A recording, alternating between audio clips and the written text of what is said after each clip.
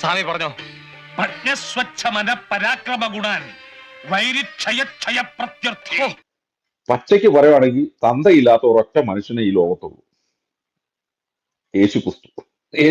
അങ്ങനെയൊക്കെ പറയുന്ന മോശമല്ലേ? അതൊന്നും എനിക്കറിയാൻ മേല. ഇങ്ങനെ എന്തെങ്കിലുമൊക്കെ പറയുമ്പോഴേ എന്റെ മനസ്സിനൊരു സന്തോഷം ഉണ്ടാവുള്ളൂ. ഞാൻ എന്റെ സന്തോഷം നോക്കിയാ പോരെ. യേശു ക്രിസ്തുവിന്റെ അപ്പൻ എന്ന് പറയുന്നത് പരിശുദ്ധാത്മാവാണ്. ഇതൊക്കെ എന്റെ തലയിലാവൂലോ? അതെങ്ങനെ നിന്റെ തലയിലാവണം? പിന്നെ നീ കയറിയേക്കോ?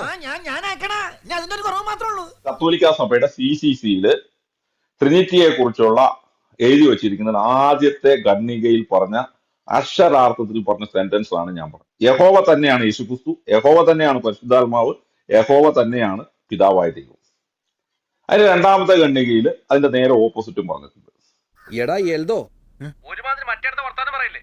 നീ എവിടെയെങ്കിലും ഉറച്ചു നിൽക്കടാ നായിന്റെ മോനെ.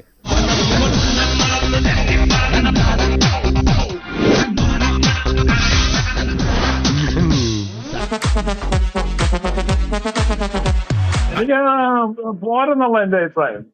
ചുമ്മാ പപ്പു പോകുന്നവരെ അങ്ങനെ കാണിച്ചു നമ്മളെ അറ്റത്ത് കൊണ്ട് അപ്രധാനമാക്കി കളഞ്ഞതിലുള്ള ഒരു വിഷമേ ഉള്ളൂ നമുക്ക്. അല്ലാതെ ഞങ്ങളുടെയൊക്കെ ട്രോള് തരായിരുന്നു.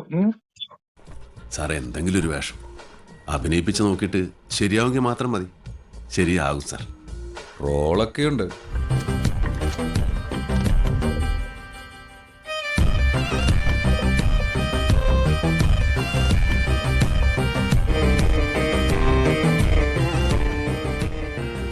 ആരംഭിക്കില്ല.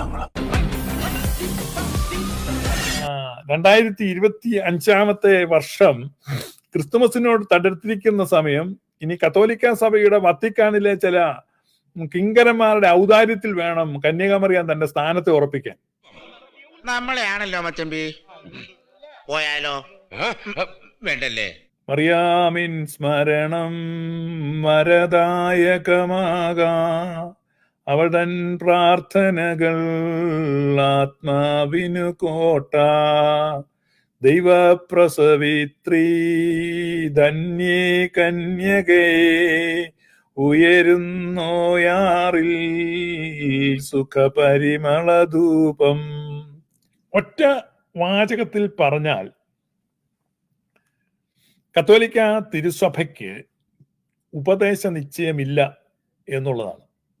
ശരി.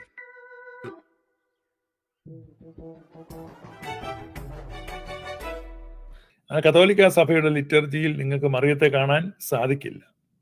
അപ്പൊ കത്തോലിക്ക സഭയുടെ ലിറ്റർജിയെ നമ്മൾ ഒരു പഴവുമായി താരതമ്യപ്പെടുത്താൻ പറ്റുന്ന ഒരു പഴം ഞാൻ ഒരെണ്ണേ കണ്ടിട്ടുള്ളൂ. അത് നമ്മുടെ കശുമാങ്ങയാണ്. കശുമാങ്ങയുടെ കീഴെ അതിന്റെ വിത്ത് തൂങ്ങിക്കിടക്കുന്നു, തൊട്ടില്ല എന്ന് വെട്ടിൽ. അതുപോലെ ഒരു ബന്ധം മാത്രമേ ഈ കത്തോലിക്ക സഭയ്ക്ക് ദൈവശാസ്ത്രപരമായി പരിശുദ്ധ കന്യകാമറിയവുമായിട്ടുള്ളൂ. അപ്പൊ 4ാമത്തെ സുനോദോസിൽ അവർ എന്താണ് അവതരിപ്പിച്ചത്? അവർ അവതരിപ്പിച്ചത് യേശു ക്രിസ്തുവിൽ ദൈവ സ്വഭാവമുണ്ട്, മനുഷ്യ സ്വഭാവമുണ്ട്. അവന്റെ മനുഷ്യ സ്വഭാവത്തിന്റെ മാതാവാണ് മറിയം.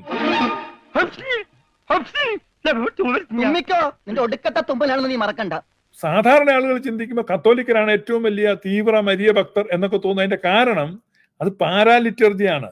ഒരിക്കലും കത്തോലിക്ക സഭയുടെ ലിറ്റർജിയിലല്ല മറിയത്തെ പുകഴ്ത്തുകയും വാഴ്ത്തുകയും അനുസ്മരിക്കുകയും വണങ്ങുകയും എല്ലാം ചെയ്യുന്ന പാരാലിറ്റർജിയാണ്.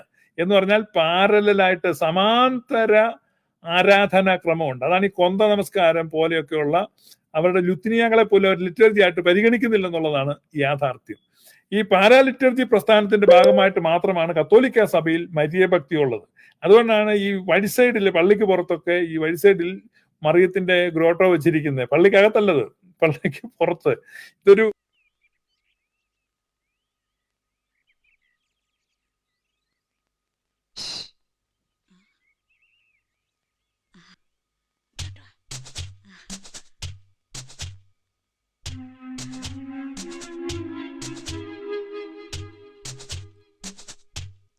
നിന്നെ വന്നൊന്ന് കാണണമെന്ന് എപ്പോഴും വിചാരിക്കും.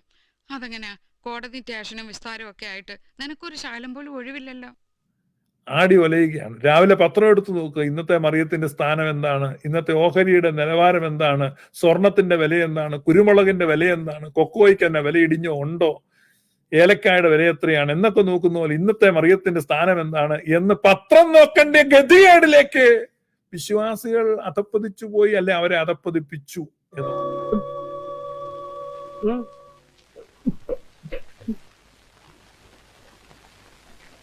എത്ര ഗതികേടാന്നോർത്ത്. കന്യകമറിയാം യാചകിയെ പോലെ ഇവരുടെ സുന്നഹദോസ് നടക്കുന്ന, അല്ലെങ്കിൽ ഇവരുടെ കമ്മിറ്റി മീറ്റിംഗ് കൂടുന്ന കതകിന് പുറത്ത് കാത്തു നിൽക്കുകയാണ്. എന്തായി തീരുമോ എന്റെ കാര്യം?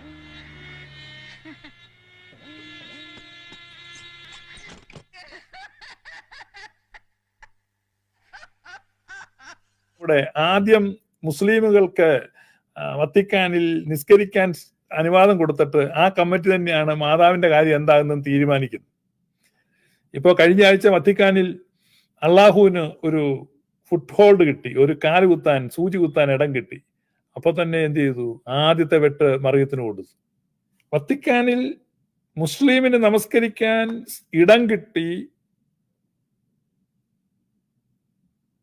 1 വീക്ക് കഴിഞ്ഞപ്പോൾ മറിയത്തിന് വെട്ട് കിട്ടി.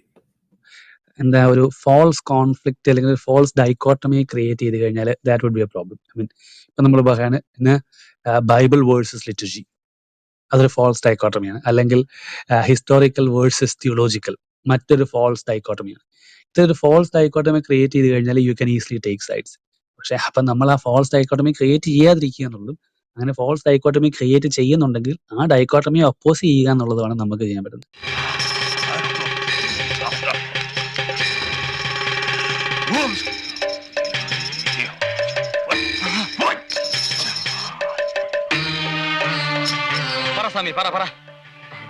സ്വാമി പറഞ്ഞോ.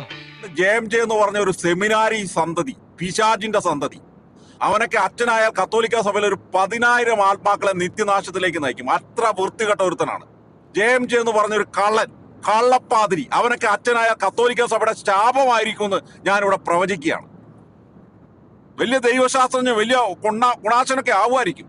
പക്ഷെ റോബിൻ അച്ഛനെ പോലെ